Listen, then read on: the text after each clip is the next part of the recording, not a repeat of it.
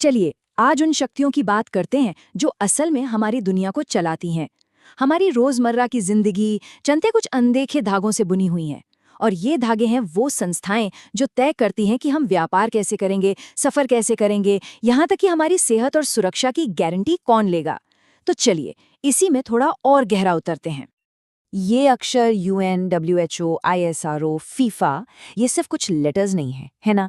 ये तो जैसे हमारी दुनिया का अल्फाबेट सूप है। हम इन्हें खबरों में सुनते हैं, प्रोडक्ट्स पर देखते हैं और इनके बारे में बातें भी करते हैं। ये वो संगठन है जो ग्लोबल स्टेज से लेकर हमारे अपने देश के भविष्य तक हर चीज को पर्दे के पीछे से चला रहे हैं।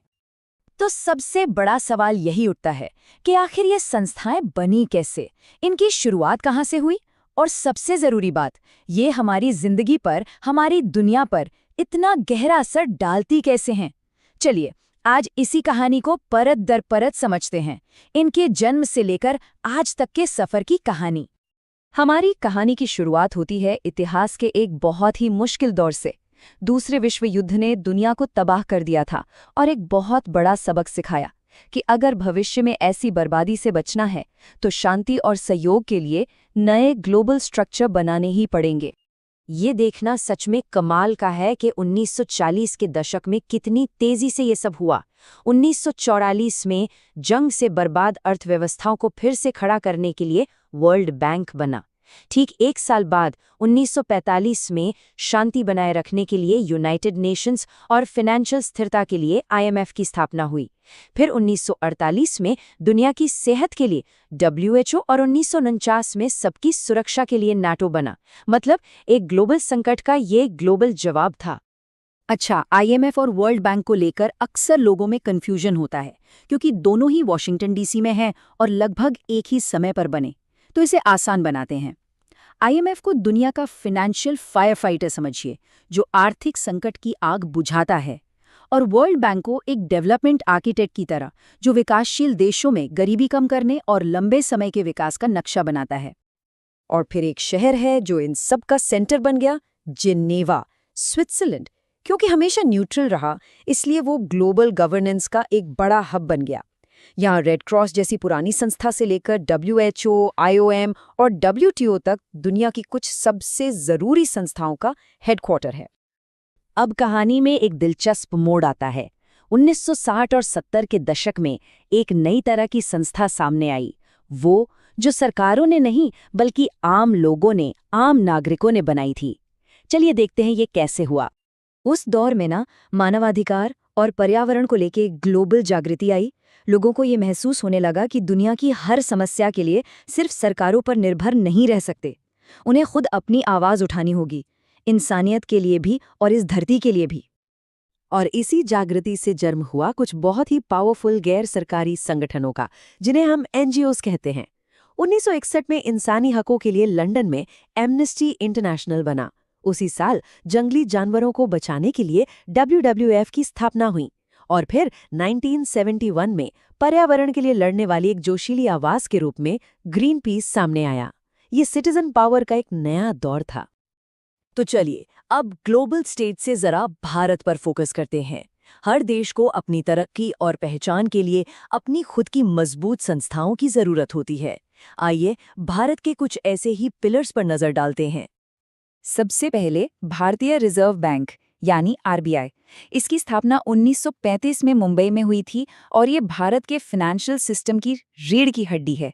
यही हमारे नोट छापता है, इंटरेस्ट रेट तय करता है और सारे बैंकों पर नजर रखता है। सीधे शब्दों में कहें तो ये देश की आर्थिक सेहत का रखवाला है। इसके बाद आता है भारतीय चुनाव आयोग। 1950 में बना ये कमीशन दुनिया के सबसे बड़े लोकतंत्र को जिंदा रखता है।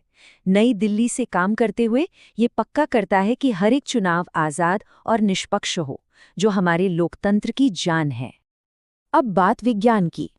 1954 में मुंबई में बना भाभा एटॉमिक रिसर्च सेंटर यानी BARC भारत के न्यूक्लियर प्रोग्राम का बेस है। पर यह सिर्फ न्यूक्लियर एनर्जी के बारे में नहीं है। ये वो जगह है जहां से भारत ने साइंस और टेक्नोलॉजी में दुनिया में अपनी पहचान बनानी शुरू की। और फिर है हमारा गौरव, इसरो। 1969 में बेंगलुरु में इसकी शुरुआत हुई और तब से इस संगठन ने भारत के सपनों को सितारों तक पहुंचाया है। एक मामूली शुरुआत से लेकर आज एक ग्लोबल स्पेस पावर बनने तक का इसका सफर वाकई कमाल का है। और हाल के सालों में भारत की पॉलिसी बनाने के तरीके में भी एक बड़ा बदलाव आया है। 2015 में पुराने प्लानिंग कमीशन की जगह नीति आयोग बनाया गया।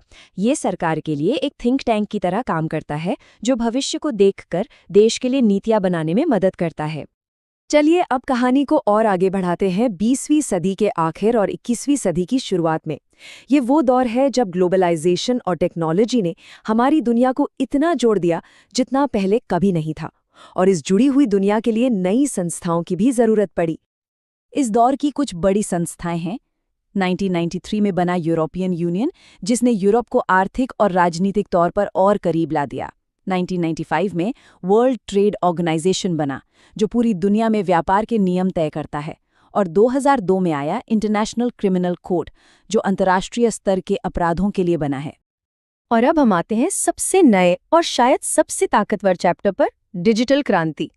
इस क्रांति ने ऐसी कंपनियों को जन्म दिया है जो अपने असर में किसी भी बड़ी संस्था से कम नहीं है। गूगल, जिसकी शुरुआत 1998 में हुई, और मेटा, जो 2004 में फेसबुक के तौर पर शुरू हुआ। इन टेक जाइंट्स ने ऐसे डिजिटल प्लेटफॉर्म्स बनाए हैं जो आज हमारी जानकारी, हमारी बातचीत, यहाँ तक कि हमारी सोशल लाइफ को कंट्रोल करते हैं। ये हमारी दुनिया को बदलने वाली नई ताकतें हैं। तो हमने एक लंबा सफर तय किया है ना? दूसरे विश्व युद्ध के बाद की दुनिया से लेकर आज के डिजिटल युग तक हमने देखा कि कैसे हर दौर अपनी जरूरत के हिसाब से अपनी संस्थाएं बनाता है। अब सवाल यह है कि भविष्य में क्या होगा। अगर पूरी कहानी को संक्षेप में देखें तो हमने शुरुआत की शांति और पुनर्निर्माण के लिए बने समझौतों से, फिर हम पहुंचे लोगों की आवाज उठाने वाली और देश को बनाने वाली संस्थाओं तक, और अब हम उस दौर में हैं जहां डिजिटल प्लेटफॉर्म्स हमारी कनेक्टेड दुनिया को चला रहे हैं। ये बदलाव हमारी बदलती दुनिया की ही तो एक तस्वीर है। और आखिर में एक सवाल, भविष्य के जो बड़े चैलेंज हैं, जैसे क्लाइमेट चेंज, आर्टिफिशियल इंटेलिजेंस और ग्लोबल महामारी, इनसे निपटने के लिए हमें कैसी नई संस्थाओं की जरूरत पड़ेगी? क्योंकि हमारी दुनिया को बनाने की ये कहानी अभी खत्म नहीं हुई है।